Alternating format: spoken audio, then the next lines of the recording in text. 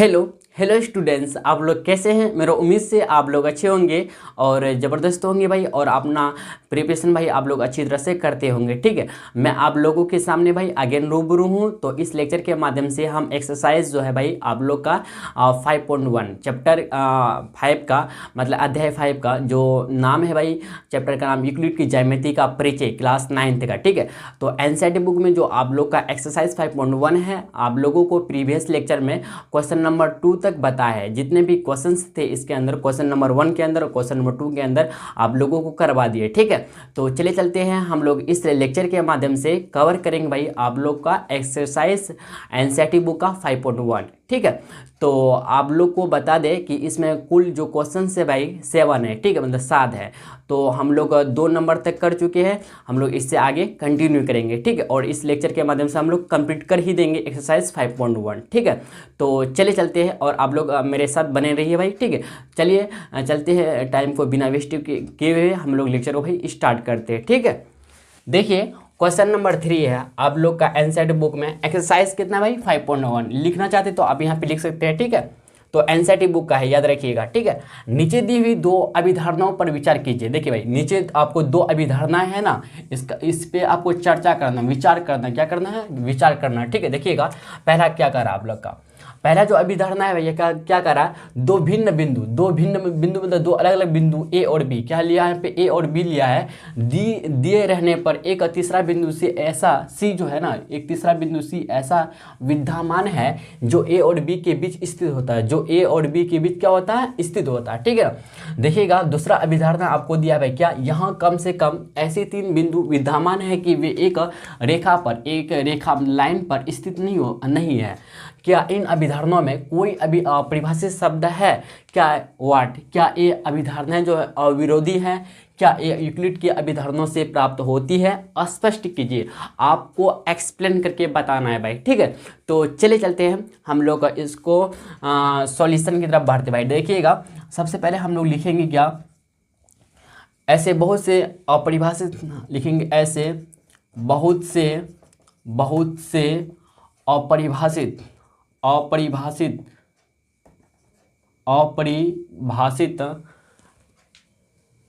ऐसे बहुत से अपरिभाषित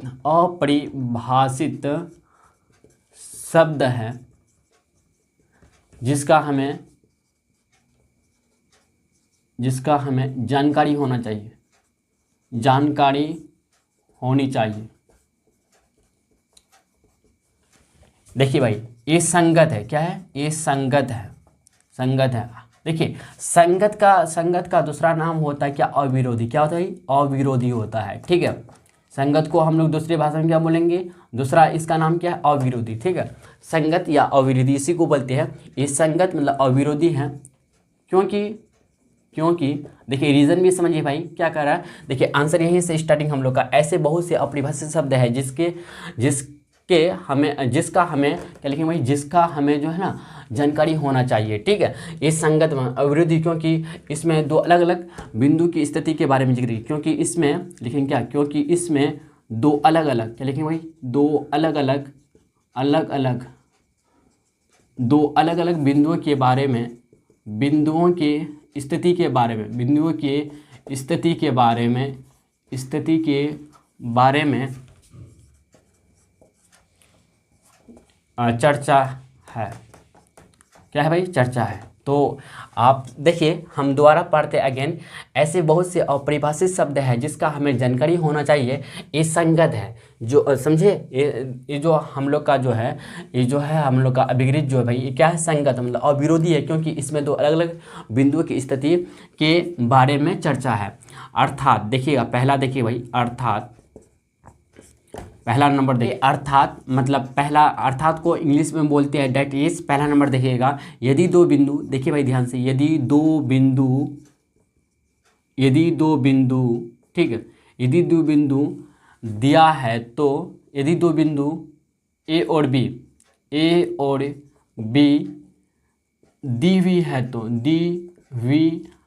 तो उनके बीच लिखेंगे भाई, उनके बीच एक बिंदु सी, क्या लिखें भाई, एक बिंदु सी स्थित होता है। क्या लिखेंगे भाई? स्थित होता है। समझे बात को? नहीं समझे बताइए, समझे ना? अर्थात पहला देखिए, यदि दो बिंदु ए और बी दिए हुए हैं तो उनके बीच एक बिंदु सी स्थित होता है। ठीक है। दूसरा देखिए भाई, ठीक है, तो दूसरा क्या करें, यहाँ कम से कम ऐसे 3 बिंदु विद्यमान है, लेकिन फिर लिखेंगे अगेन। देखिएगा, देखिए भाई दूसरा नंबर, यदि दो बिंदु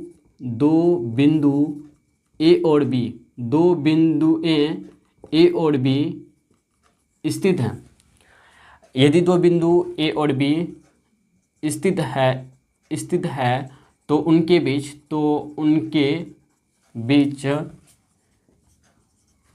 एक ऐसा बिंदु सी, एक ऐसा बिंदु मतलब पॉइंट सी ले सकते हैं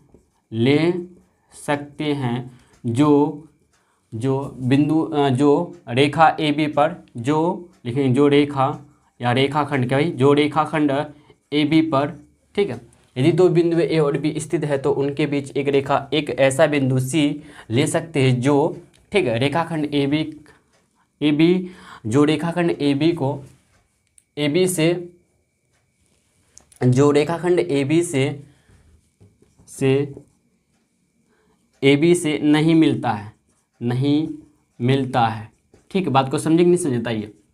समझे मेरा बात को? हम क्या बोले भाई, यहाँ पे देखिएगा, पहला हम लोग लिखे यहाँ पे क्या, यदि दो बिंदु ए और बी दिए हुए हैं तो उनके बीच एक बिंदु सी स्थित होता है। ठीक है। दूसरा देखिएगा, यदि दो बिंदु ए और बी स्थित है तो उनके बीच एक ऐसा बिंदु सी ले सकते हैं जो रेखाखंड ए बी से रेखाखंड ए बी पर स्थित नहीं होता। रेखाखंड ए बी पर लिखेंगे भाई, यहाँ सॉरी थोड़ा सा, रेखाखंड ए बी पर स्थित एक ऐसा बिंदु सी ले सकते हैं जो रेखाखंड ए बी पर, ठीक है, या रेखाखंड बोल सकते हैं, रेखा ए बी पर, ठीक है, स्थित नहीं होता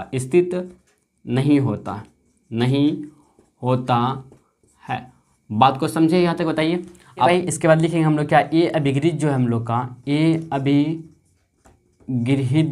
का, एक अभिगृहित लिखेंगे भाई क्या हम लोग, ए अभिगृहित जो है यूक्लिड की अभिगृहितों से, यूक्लिड लिखेंगे भाई, ये अभिगृहित जो है हम लोग का यूक्लिड के अभिगृहितों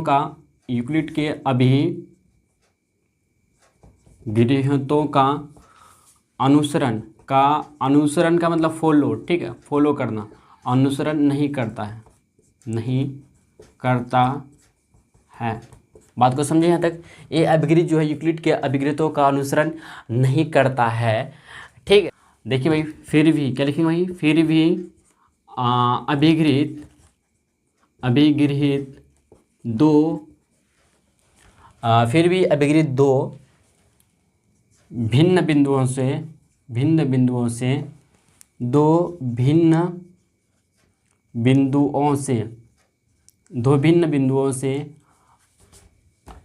तो फिर भी अभिगृहित, देखिए भाई, फिर भी अभिगृहित दो भिन्न बिंदुओं से एक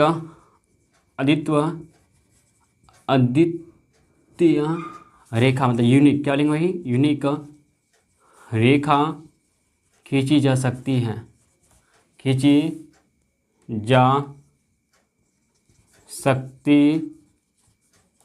इसका अनुसरण करता है, इसका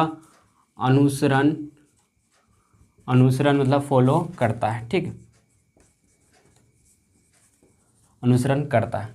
देखिए भाई क्या हम लिखें कि यहाँ से देखिएगा, अर्थात पहला नंबर देखिए, यदि दो बिंदु ए और बी दिए हुए हो तो उनके बीच एक बिंदु सी स्थित होता है। ठीक है। दूसरा देखिए, यदि दो बिंदु जो है ना ए और बी स्थित है तो उनके बीच एक ऐसा बिंदु सी ले सकते हैं जो रेखाखंड ए बी पर स्थित नहीं होता, या रेखाखंड ए और बी को रेखाखंड ए और बी अगर ए और बी से गुजरते हैं तो हम लोग का बिंदु सी नहीं मिलता है। ठीक है ना, सी स्थित नहीं होता है। ठीक है। ये अभिगृहित जो है यूक्लिड के अभिगृहितों का अनुसरण नहीं करता है, मतलब नियम का फॉलो नहीं करता है। ठीक है। फिर भी अभिगृहित 7.1 है भाई, अभिगृहित जो है ना हम लोग का 7.1 है। इसमें बताया रखा है क्या, दो अलग अलग बिंदुओं से एक अद्वितीय यूनिक रेखा खींची जा सकती है, इसका अनुसरण करता है। ठीक है। फाइनली भाई हम लोग देखें तो क्वेश्चन नंबर 3 का आंसर मिल चुका है। ठीक है, इतना हम लोग आंसर लिख, तो आप लोग भी इतना छाप सकते हैं। ठीक है, तो चले चलते हैं फिर नेक्स्ट क्वेश्चन की तरफ बढ़ते भाई। आप लोग यहाँ तो नोट डाउन, आप यहाँ पे लिख दीजिए क्या, दो भिन्न बिंदुओं से होकर, दो भिन्न बिंदुओं से होकर लिख देते हैं। तो दो भिन्न बिंदुओं से होकर, यहाँ पे लिख देते हैं, इससे होकर अच्छा रहता है। ठीक ना, सेंटेंस अच्छा बैठता है। दो भिन्न बिंदुओं से होकर एक अद्वितीय का मतलब यूनिक, केवल और केवल एक रेखा, ठीक ना, यूनिक रेखा खींची जा सकती है, इसका अनुसरण करता है। ठीक है, आप दो भिन्न बिंदुओं से होकर लिख दीजिएगा तो अच्छा सेंटेंस बैठेगा। तो आप लोग यहाँ तक लिख लीजिए। ठीक है, देखिए भाई नेक्स्ट क्वेश्चन है, क्वेश्चन नंबर 4 देखिएगा। ठीक है, यदि दो बिंदुओं ए और बी के बीच एक बिंदु सी ऐसा स्थित है कि ए सी बराबर बी सी, कितना भाई दिया आपको, ए सी बराबर दिया बी सी है, तो सिद्ध कीजिए। आपको प्रूव करना है भाई, क्या करना है, ए सी बराबर हाफ ए बी है। एक आकृति खींचकर इसे स्पष्ट कीजिए, मतलब आपको फिगर ड्रॉ करके आपको एक्सप्लेन करके बताना है। ठीक है, तो चलिए चलते हैं हम लोग आंसर की तरफ बढ़ते भाई। ठीक है, तो सबसे पहले हम लोग क्या करते भाई, देखते हैं दिया है, क्या क्या दिया है हम लोग, ये दिया है। फाइनली क्या दिया है भाई, ए सी बराबर आपको दिया है कितना, बी सी दिया है। क्या दिया है, ए सी बराबर बी सी दिया है। ठीक है, और आपसे कह रहा है सिद्ध करना, क्या करना है, सिद्ध करना। तो सिद्ध करना को इंग्लिश में क्या लिखे, इंग्लिश में बोले प्रूफ डेट, क्या बोलेंगे भाई, प्रूफ डेट बोलेंगे। ठीक ना, तो आप लिखना चाहते तो इंग्लिश लिख सकते हैं। प्रूफ डेट क्या है, ए सी बराबर हाफ ए बी, ये आपको भाई क्या करना है, प्रूफ करना है। ठीक है, प्रूफ जो करना है फिगर के द्वारा करना है, फिगर बना के करना है। ठीक है ना, बात को समझे कि नहीं समझे। चलिए हम लोग सबसे पहले क्या करते हैं, परमान में चलते हैं। क्या भाई, परमान में चलेंगे आप। ठीक है ना, परमान में लिखेंगे, परमान प्रूफ में चलेंगे। ठीक है, तो माना कि करना पड़ेगा आपको, माना कि ए बी, क्या लिखेंगे हमारे, माना कि ए बी एक रेखाखंड है, एक रेखाखंड। आप रेखाखंड के बारे में सुनते होंगे, जानते भी होंगे परिभाषा। माना कि ए बी एक रेखाखंड है और इस पर एक बिंदु, इस पर एक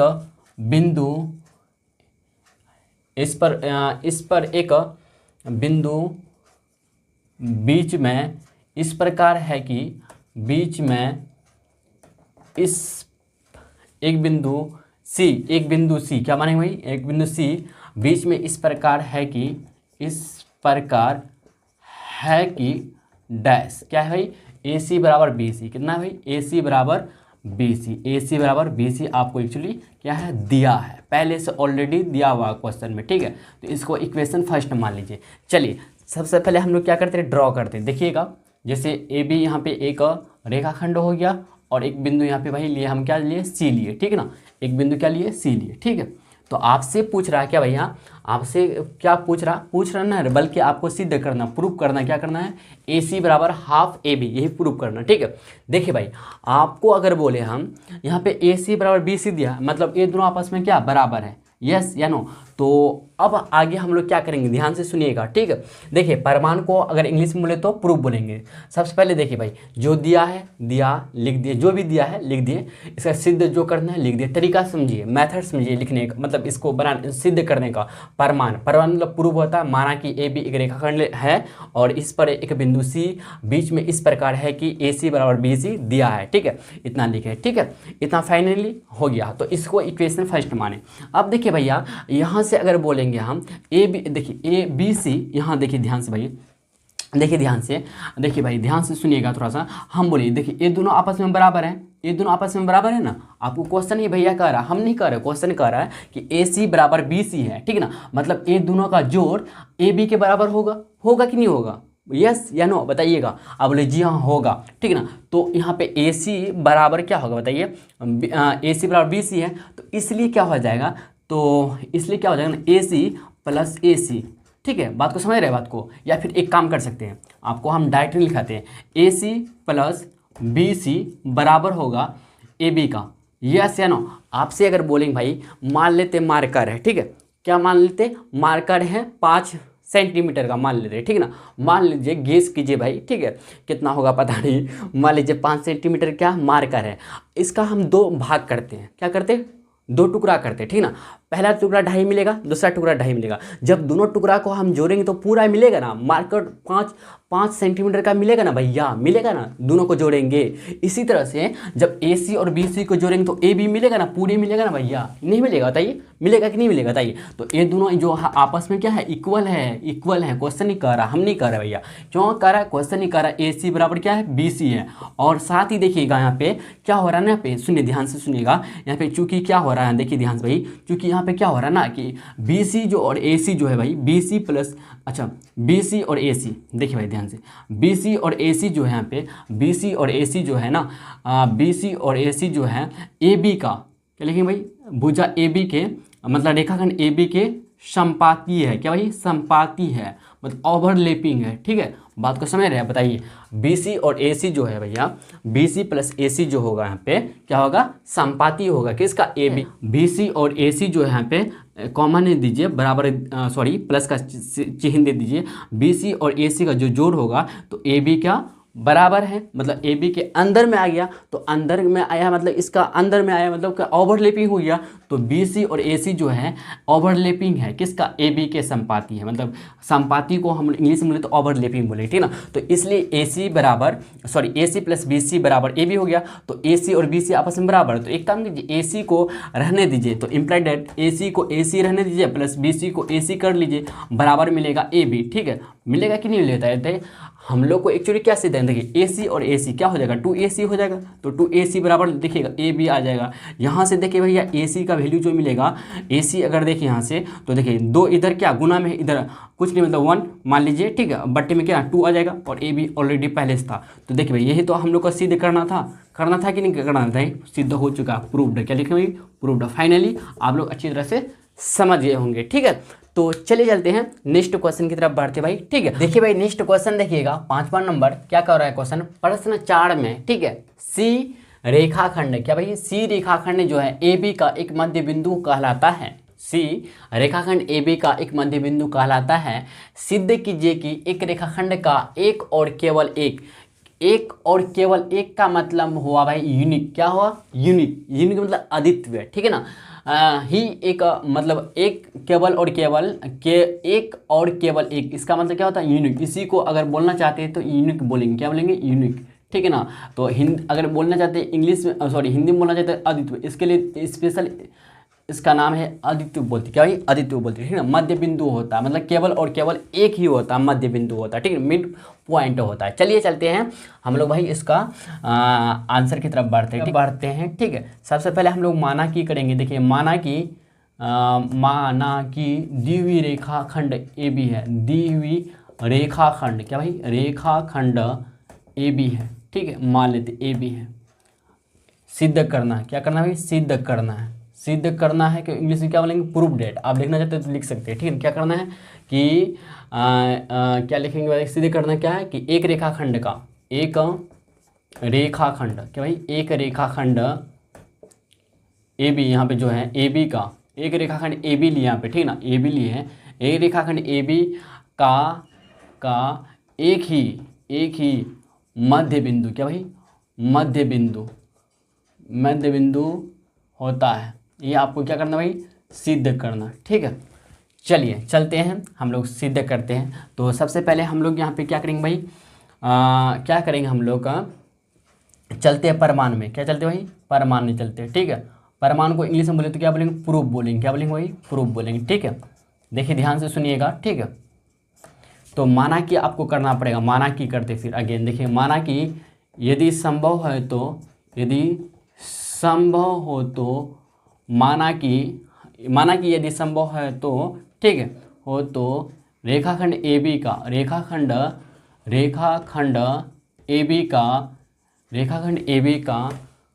AB के दो मध्य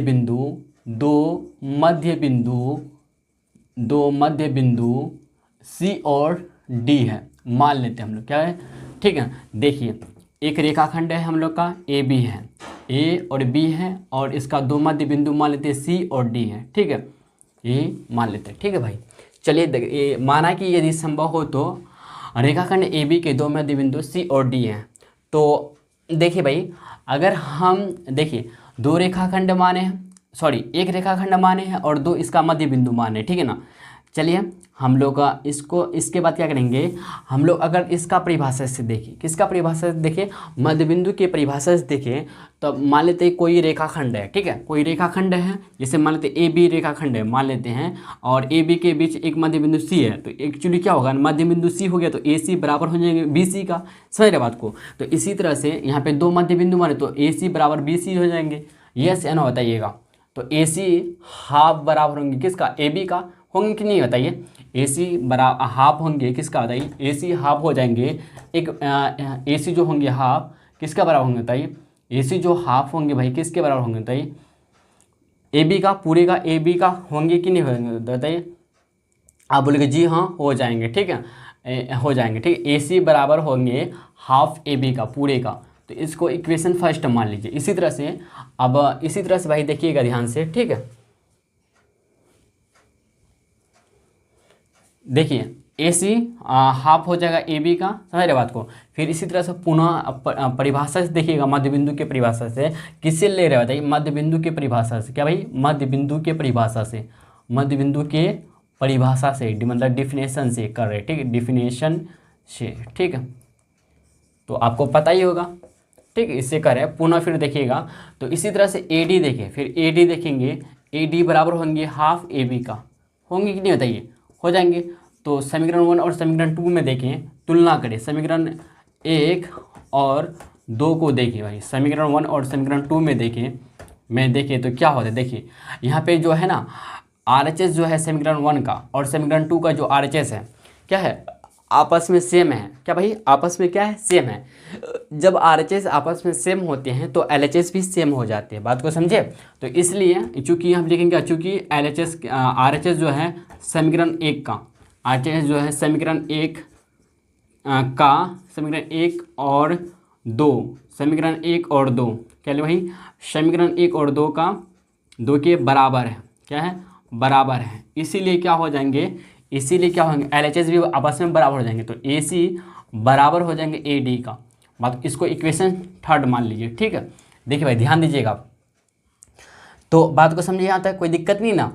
यदि यहाँ पे देख रहे हैं भाई, क्या बिंदु जो है ना C और D बिंदुएं हैं, क्या लिखेंगे भाई, बिंदुएं जो है C और D जो है AB के, क्या लिखेंगे भाई, AB पर स्थित है, AB पर स्थित है और A के बिंदु A के, क्या भाई, पॉइंट, क्या लिखेंगे भाई, पॉइंट A के एक ही तरफ है। इसीलिए क्या हो जाएंगे ना कि C और जो D जो हो जाएंगे भाई, C और D जो होंगे बिंदु, इसलिए क्या हो जाएंगे ना, बिंदु ए, क्या लिखें भाई, बिंदु ए जो हो जाएंगे C और D जो हो जाएंगे, क्या होंगे बताइए, एक ही बिंदु हो जाएंगे, बिंदु ए C और D एक ही बिंदु ए हो जाएंगे, एक ही बिंदु हो जाएंगे, क्या भाई, एक ही बिंदु हो जाएंगे। बात को समझिए यहाँ तक बताइए, जाएंगे, ठीक है, बात को आप समझते होंगे यहाँ तक, ठीक है।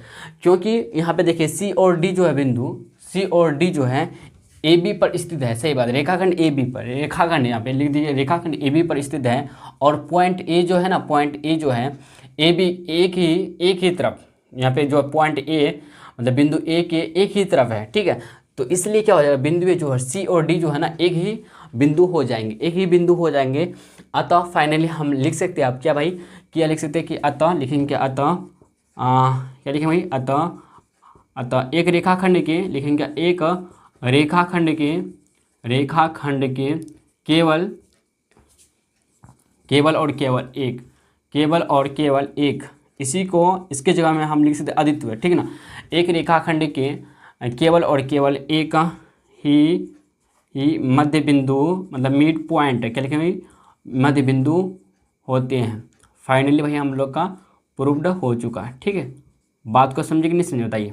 आप अच्छी तरह से समझ गए होंगे। ठीक है, आप यहाँ पे भी अच्छी तरह से और बेटर बनाने के लिए आप लिख सकते हैं क्या यहाँ पे समीकरण 3 से यहाँ पे लिख सकते हैं क्या भाई, समीकरण 3 से हम लोग को पता चलता है बिंदु में सी और डी एक ही बिंदु पर हो जाएंगे। किससे पता चलता है, समीकरण 3 से, मतलब इक्वेशन 3 से हम लोग का पता चलता है। ठीक है, समीकरण 3 से हम लोग को पता चलता है क्या बिंदु जो है ना सी और डी जो है भाई क्या है, एक ही बिंदु हो जाएंगे। ठीक, एक ही बिंदु हो जाएंगे। ठीक है, एक तरह से संपाती हो जाएंगे। समझ रहे बात को। तो चले चलते हैं फिर हम लोग भाई नेक्स्ट क्वेश्चन की तरफ बढ़ते हैं। ठीक है, आप यहाँ पे लिख लीजिएगा समीकरण 3 से बिंदुए जो है सी और डी एक ही बिंदु हो जाएंगे, या फिर याद रखना चाहते हैं याद रख सकते हैं आप। लेकिन एक्चुअली जो कॉपी चेक करेंगे ना इसको थोड़ा सा अच्छा नहीं लगेगा, लेकिन आप यहाँ पे समीकरण 3 से लिख दिए। समीकरण 3 से पता चलता है या बिंदुए जो समीकरण 3 से बिंदु सी और डी एक ही बिंदु हो जाएंगे, पता चलता है हम लोग का। ठीक है, तो चले चलते हैं फिर नेक्स्ट क्वेश्चन की तरफ बढ़ते हैं भाई। हम लोग यहाँ तक नोट डाउन कीजिए। ठीक है, देखिए भाई नेक्स्ट क्वेश्चन है।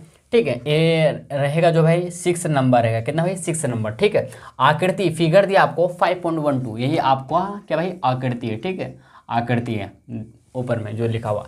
देखिए भाई आकृति आपको दिया 5.10 में, यदि AC बराबर BD क्या दिया आपको, AC बराबर BD है तो सिद्ध कीजिए कि आपको प्रूफ करना AB बराबर CD, AB बराबर CD का इसके बराबर। ठीक है, तो चलिए चलते हैं हम लोग सिद्ध करते हैं।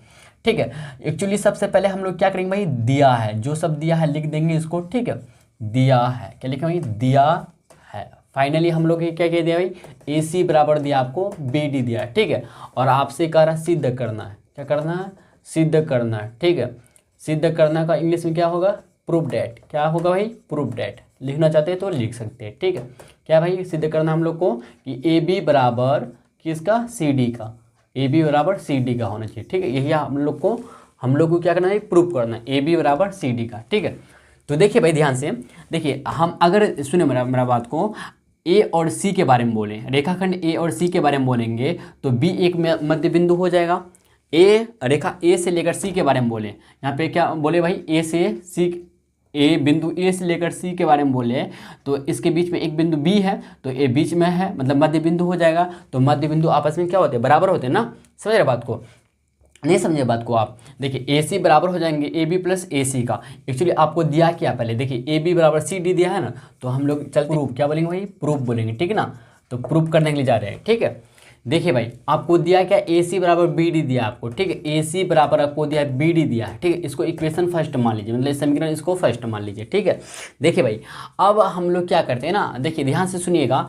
हम बोले अगर A और C के बारे में बोले, यहाँ पे रेखाखंड A और C के बारे में बोलेंगे। ठीक, A और C इसका मध्य बिंदु क्या B है, एक मध्य बिंदु। ठीक है, रेखाखंड A और C के बारे में बोले और B यहाँ पे एक मध्य बिंदु, तो इसलिए क्या होगा, AB और ABC आपस में इक्वल होंगे। यस नहीं बताइए, आप बोले जी हाँ, तो मतलब AC के बराबर होंगे, AC बराबर हो जाएंगे किसका भाई, AC बराबर होंगे AB प्लस BC का जोड़। समझ रहे बात को ना, मिलेगा कि नहीं बताइए, AB प्लस BC। क्यों बताते हैं आपको, रीज़न आपको बताए थे उस वक्त पर, इससे पहले वाला क्वेश्चन में कि आप जैसे मान लेते हैं मार्कर है। ठीक है, फिर आगे ना हम समझाते हैं। देखिए भाई एक मार्कर है, ठीक है, इसका हम 2 टुकड़ा करते हैं। आप लोग शायद मेरे हिसाब से समझ गए होंगे, बहुत बच्चे नहीं समझे होंगे, कोई दिक्कत नहीं है। ठीक है, देखिए भाई एक मार्कर ही, इसका 2 भाग करते हैं। ठीक है, तो पहला वाला भाग जो मिलेगा और दूसरा वाला पार्ट मिलेगा, मतलब पहला पार्ट दूसरा पार्ट जो मिलेगा, दोनों को जब ऐड करेंगे तो पूरा मिलेगा, हम लोग को पूरा हिस्सा मिलेगा। समझ रहे हैं ना, तो इसी तरह से AB और यहाँ पे बिंदु B जो है ना, मध्य बिंदु रेखाखंड AB के बारे में बोले, AC रेखाखंड अगर AC के बारे में बोले भाई, रेखाखंड AC के बारे में बोलेंगे तो यहाँ पे मध्य बिंदु जो है ना, मध्य बिंदु C है क्या, सॉरी मध्य बिंदु क्या भाई, मध्य बिंदु जो है हम लोग का B है, तो इसलिए क्या हो जाएंगे ना, AB बराबर होंगे BC का, तो इसलिए AC बराबर हो जाएंगे AB प्लस BC। समझ रहे हैं ना, आप अच्छी तरह समझ गए। इसी तरह से देखिएगा फिर अगेन आप देखिए BD में चलते हैं। देखिए रेखाखंड B और D आपको ऐसे करके दिखा दे कि अच्छी तरह से समझ में आना चाहिए, और यहाँ पे एक बिंदु C है मध्य बिंदु। ठीक है, तो इसी तरह से BC बराबर हो जाएंगे CD का, तो BD बराबर लिख सकते हैं। देखिए भाई BD बराबर लिख सकते हैं क्या, BD बराबर किसका, BC plus CD, BC plus CD का। समझ रहे बात को, इसको इक्वेशन 3 मान लीजिए। ठीक है, अब क्या करेंगे ना हम लोग समीकरण, देखिए भाई ध्यान से, समीकरण 1 में समीकरण 2 और समीकरण 3 का AC और BD का मान रखने पर, AC और BD का मान रखने पर, समझ रहे बात को, रखिए तो किस में रखेंगे भाई, समीकरण 1 में रखेंगे, ठीक है ना। तो समीकरण 1 में रखेंगे, देखो ए सी की जगह हम पुट करेंगे A B plus B C, समझ रहे बात को। देखो ए सी यहाँ पे है ना, यहाँ पे भी ए सी है, तो ए सी की जगह इतना बराबर हो जाएंगे, बताइए इसके बराबर लिख सकते हैं ना, ए सी की जगह में A B plus B C लिख सकते हैं, A B plus B C लिख सकते हैं, ठीक है। बराबर देखिए फिर क्या बी डी, तो समीकरण 1 से कर रहे कैसे भाई, समीकरण 1 में रख रहे हैं, ठीक है ना। तो बी डी की जगह हम B C plus C D रखेंगे, B C plus C D, ठीक है ना। बी सी देखिए यहाँ पे बी सी कैंसिल आउट हो जाएगा, तो फाइनली ए बी बराबर सी डी हो गया, क्या भाई, ए बी बराबर सी डी हो गया। एक्चुअली हम लोग को यही तो सिद्ध करना था, ठीक है, हम लोग का प्रूव्ड हो चुका भाई, ठीक है। तो चले चलते हैं फिर नेक्स्ट क्वेश्चन की तरफ बढ़ते भाई, और आप लोग का एक्सरसाइज का लास्ट क्वेश्चन रहेगा, ठीक है। देखिए भाई नेक्स्ट क्वेश्चन है और इस लेक्चर का लास्ट क्वेश्चन रहेगा भाई, ठीक है। लास्ट क्वेश्चन है आप लोग का यूक्लिड, क्वेश्चन नंबर 7 है, ठीक है। यूक्लिड की अभिगणितों की सूची में दिया हुआ अभिगणित 5 जो है ना एक सर्वव्यापी सत्य क्यों माना जाता है, ठीक है। ध्यान दीजिए कि यह प्रश्न 5वीं अभिधारणा से संबंधित नहीं है। चलिए चलते हैं इसका आंसर की तरफ बढ़ते भाई, ठीक है। देखिए यूक्लिड की लिखेंगे, देखिए भाई ध्यान से सुनिए, 2-3 वाक्य का बस सॉल्यूशन है इसका, मतलब हल है, लिखना क्या चाहते हैं देखिएगा। यूक्लिड की अभिगृहीतों, यूक्लिड की अभिगृहीतों, क्या लिखें भाई, यूक्लिड की अभिगृहीतों की सूची में, ठीक है, दिया हुआ, क्या भाई, दिया हुआ अभिगृहीत, क्या भाई, अभिगृहीत, समझे, अभिगृहीत 5 जो है ना एक सर्वव्यापी सत्य का मतलब क्या बताइए, सही, क्या भाई, सत्य का मतलब क्या, सही या करेक्ट, क्या बोलेंगे, सही, इंग्लिश में बोलना चाहिए करेक्ट बोलेंगे, क्या बोलेंगे, करेक्ट, ठीक है। माना जाता है, क्या लिखें भाई, माना जाता है, क्योंकि दुनिया के किसी भी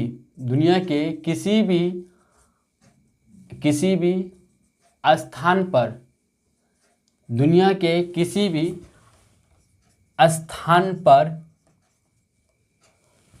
क्या भाई देखिएगा, माना जाता है क्योंकि दुनिया के किसी भी स्थान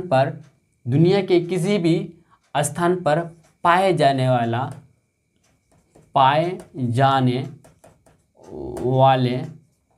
वाले प्रत्येक वस्तु के लिए, क्या भाई, पाए जाने वाले प्रत्येक वस्तु के लिए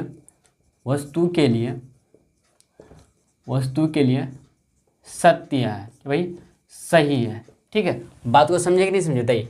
यूक्लिड के अभिगृहीतों की सूची मतलब क्या, सारणी, समझ रहे हैं, सूची बोल सकते हैं इसको। सूची में दिया हुआ अभिगृहीत या शेड्यूल बोलेंगे, ठीक है। अभिगृहीत जो 5 जो है ना, अभिगृहीत 5 जो है भैया एक सर्वव्यापी सत्य, सही, करेक्ट माना जाता है क्योंकि दुनिया के किसी भी स्थान पर, मतलब स्थान मतलब यहाँ पे जगह, ठीक है, किसी भी जगह पर पाए जाने वाले प्रत्येक वस्तु के लिए लागू होता है, मतलब सत्य है, सही है, ठीक है। तो चले चलते हैं हम लोग भाई एक्सरसाइज जो है 5.1 के भाई, एक्सरसाइज 5.1 जो है एनसीईआरटी बुक का, किसका भाई, एनसीईआरटी बुक का जो है ना, क्या है, इंड हो चुका। देखिए भाई चैप्टर अभी इंड नहीं हुआ है, ठीक है, क्योंकि और एक हम लोग का एक्सरसाइज बचा हुआ, ठीक है, इंड हो गया। कौन सा एक्सरसाइज भाई, 5.1, ठीक है। तो चले चलते हैं, हम लोग मिलते भाई नेक्स्ट लेक्चर में हैं और नेक्स्ट एक्सरसाइज में, ठीक है। तो आज के लिए इतना ही भाई, फिर मिलते हैं हम लोग फिर नेक्स्ट लेक्चर में, ठीक है।